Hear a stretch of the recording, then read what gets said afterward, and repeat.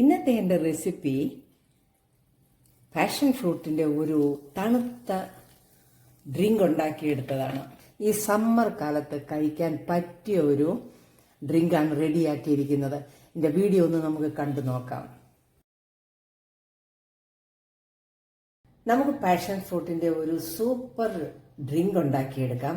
അതിനായിട്ട് ഞാൻ 3 passion fruit എടുത്തിട്ടുണ്ട്, 2 ലൈമും എടുത്തിട്ടുണ്ട്.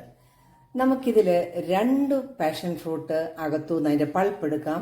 ഒരു പാഷൻ ഫ്രൂട്ടിൻ്റെ അകത്തെ പൾപ്പ് എടുത്ത് നമുക്കൊരു ജ്യൂസും തയ്യാറാക്കാം. നമുക്ക് ആദ്യം ഇതിൻ്റെ പൾപ്പ് എടുക്കാം.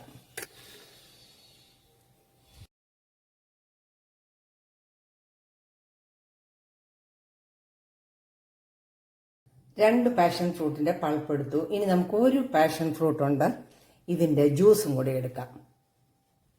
ഇത് നമുക്കൊന്ന് അടിച്ചെടുത്തോണ്ട് വന്ന് അതിൻ്റെ ജ്യൂസ് വേറെ എടുക്കാം. ആ ഒരു പാഷൻ ഫ്രൂട്ടിൻ്റെ ജ്യൂസും എടുത്തു.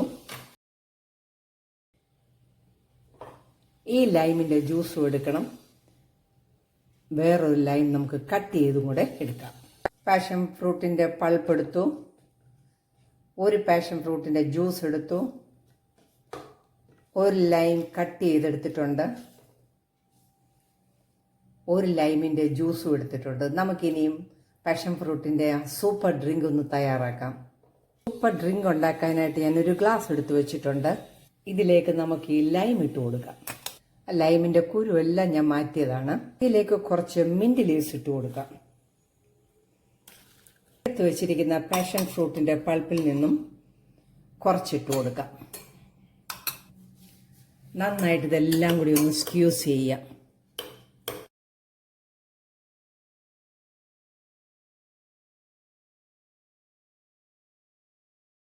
ഇതിലേക്ക് നമുക്ക് 2 ടേബിൾ സ്പൂൺ ഷുഗർ സിറപ്പ് ഒഴിച്ചു കൊടുക്കാം.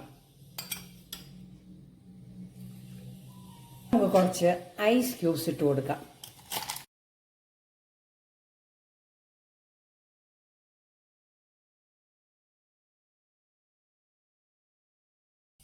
അതിൻ്റെ മുകളിലായിട്ട് പാഷൻ ഫ്രൂട്ടിൻ്റെ ജ്യൂസ് ഒഴിച്ചു കൊടുക്കാം.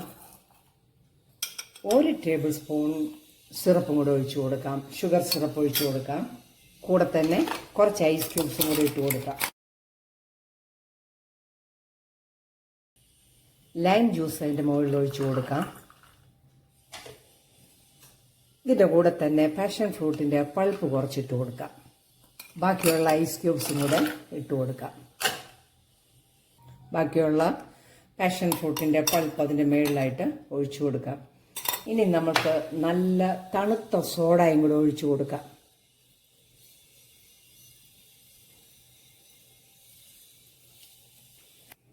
തണുത്ത സോഡ ഒഴിച്ചുള്ള പാഷൻ ഫ്രൂട്ടിൻ്റെ ഡ്രിങ്ക് റെഡി ആയിരിക്കുകയാണ്. എൻ്റെ റെസിപ്പി ഇഷ്ടപ്പെട്ടാൽ എല്ലാവരും ഇതുപോലെ ഒന്ന് ട്രൈ ചെയ്യണം. ഇഷ്ടമായാൽ ചാനൽ ലൈക്ക് ചെയ്ത് സപ്പോർട്ട് ചെയ്യാൻ മറക്കല്ലേ. നല്ല വീഡിയോയുമായിട്ട് വരുന്നത് വരെ ബൈ.